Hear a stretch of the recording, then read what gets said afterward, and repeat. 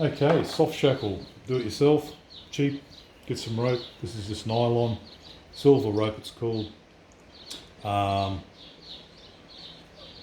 There's 100mm gap. These overall is 1.8, so you've got 900 either side. There's 100mm roughly down.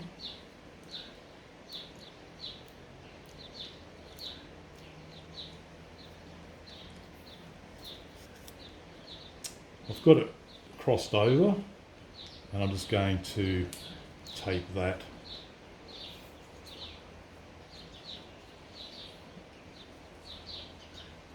Tape that like that. And it should hold for what we want to do. So, going to bring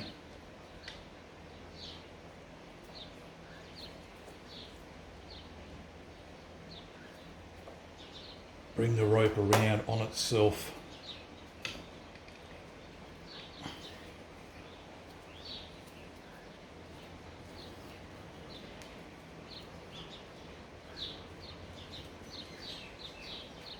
So just binding it together, and this is very brief, very basic way of doing it.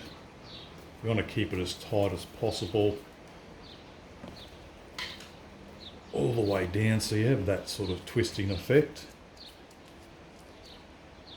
Okay, now I want to leave enough to get the ball through. So I'm going to make a ball at the end. So I've got plenty still. Just going to hold that with my knees. Keep on working this up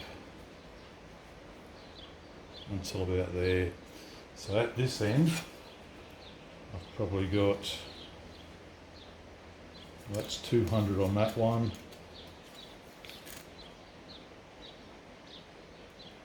And about 200 on that one as well. Okay, so from here, I'm going to do what's called a, I think it's called a diamond knot. Okay, so that's marked 200 from there to there. Just taped that up so it holds it together. So what we need to do now is make a knot or a ball at the end, and this is a very basic way of doing it. So all I've got is this one here. I'm going to put it back underneath. This one here, it's underneath, hope you can see that. This one here I'm going to put over the top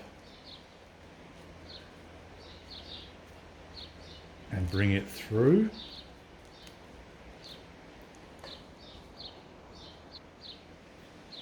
And then first one, I'm going to bring it in through that one there. And then you've just got to pull them tight.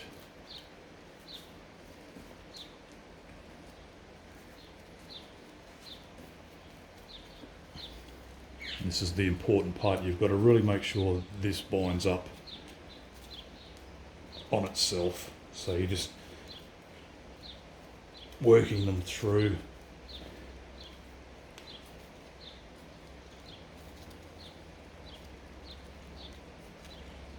Until it's got a really good bind on itself. So that's sort of now taken up to tension. These here, you can leave them sticking out, but it's best to cut them down and heat the ends over, and that goes through there. So I'll go do that now. Okay, so I've decided to leave the tips a little bit longer, just in case it's going to pull through a bit more, but I will put some tape around the two of them. You can put tape before you cut or burn put some tape around it so it doesn't fray anymore, and then do it outside, of course. And with the sleeve I did the same thing, this chain sleeve. Just put some tape around it before you cut it, and it stops it from fraying until you just got to burn the ends over, melt them together. And the length that I did was just put it up next to the ball there, so to speak, and measure it down, and I've just left probably 50mm there, and you can cut it if you need to later. Okay, so I've frayed the ends. Just make sure you haven't glued them together, and it's going to force or push one end through, and just keep it twisted and taut, and you'll get so far, might get stuck. Now this is a longer section than I've normally done before, but I'm just sort of feeding it through, and like a sock on a foot, I suppose. And there we go. So it comes out, adjust that to wherever you need it.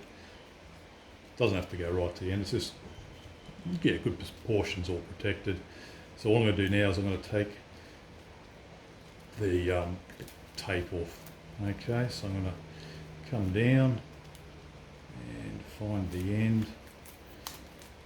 Now I've never made one with a loop this big before. I haven't done it this way. Normally I've got it bound up to there, so to speak. But just wanted to try this different way. So that there, if you're going to have that section there and that there, that should still bind in enough and hold on. So I could still loop this around another section. That's still in there, still got enough. I could loop it another one, make it even tighter. That's what I might do. So there's enough to get that in and out, and put a bit of tape around there.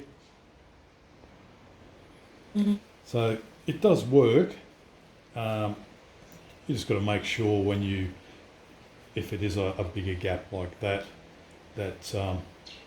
when you join everything together, just make sure it's all going to bite in as you're taking up the slack. The other way is, I'll show you one I made out of, I think it's 14mm rope, and I did it the first way I tried it. So as you can see, and this is a harder rope too, it's like stronger rope, but it's also not as flexible or pliable. So I did muck around, but as you can see, the way that's looped there, I still could put a sheath around this, and you just come in, and those two ends help me sort of pull it through a bit. It is, because it's not pliable rope, it does make it a bit of a challenge. But of course, when they do these in the factory or whatever, their measurements are all spot on. Their technique's all a lot better than mine for sure, and they've actually got the proper ball on the end. But of course, this is just DIY. So that there, as you can see, there's a bigger knot. It's a bigger rope. It's going to hang on.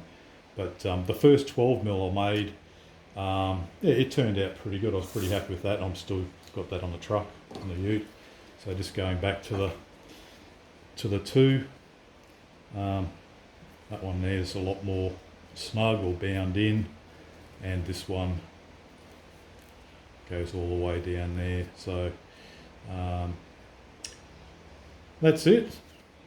Yeah, so would I have say 2 meters of that, you're looking at probably $10 for the rope, and this here, like I've bought a lot of it, that there's probably $2-3, so it's under $15 to make it. Same with that. That's going to work. It's going to get you out of trouble, and yeah, it's been something. You learn something new every day. So thanks for watching, guys.